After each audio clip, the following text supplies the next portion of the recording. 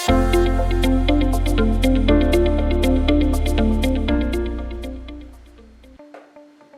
S&P 500, Nasdaq, and FANG earning reports. Should we wait for a new record high?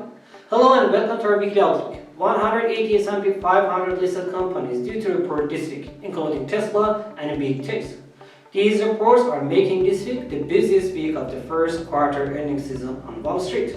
Besides that, the Federal Reserve and Bank of Japan's policy meeting and a press conference will be at the center of the attention. On the other hand, the following week will also include the critical economic data. Let's take a look at the most important events of the week. Number 1. Earnings reports and big tips. After last week's Netflix number, Facebook, Amazon, Apple, and Google will publish their earnings reports this week to complete the FANG reports. However, the week will start with the Tesla's earnings reports on Monday to have another market giant in the spotlight. With the reports ahead, we are waiting for the record high in the S&P 500. Technically, 4,218 is the third resistance level and the next target for this index. Number 2. Bank of Japan. Tuesday, Bank of Japan will hold its interest rate decision, statement, and a press conference call. In the previous meeting, the BOJ extended its target band under the yield curve control policy and removed the exact target for the ETF purchasing, helping the central bank's approach decrease the stimulus.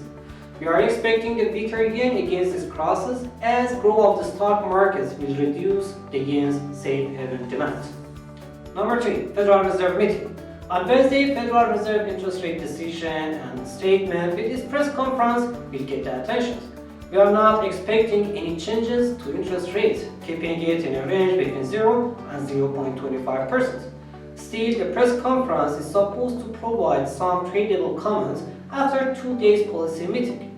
With no change in the Federal Reserve policy, the USD is still under pressure and USD index must see lower levels. 91.20 is the pivot point for the US dollar index, and the lower level must be start under 90.50.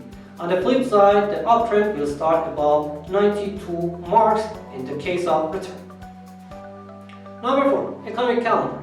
Monday, the US durable goods order and the German business expectations are due to release. Both are expected to increase and confirm the economic growth. In line with other news, these reports must reduce the US dollar demand and help the Euro USD uptrend.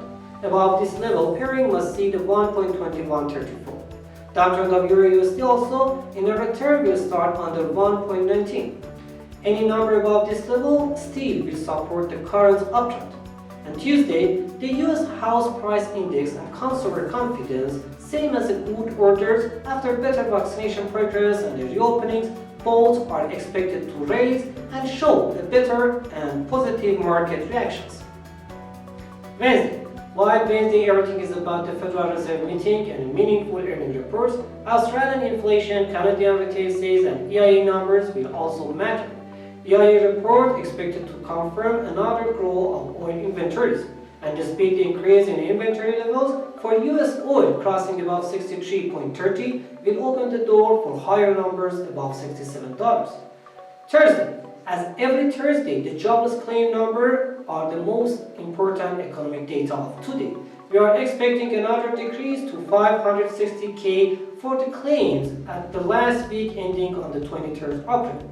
Also, the Australian trade balance and the European harmonized index of the consumer price are due to release. However, today the US GDP is the most and significant number on Thursday, with the growth rate of 6.5% expected from 4.3% of last numbers.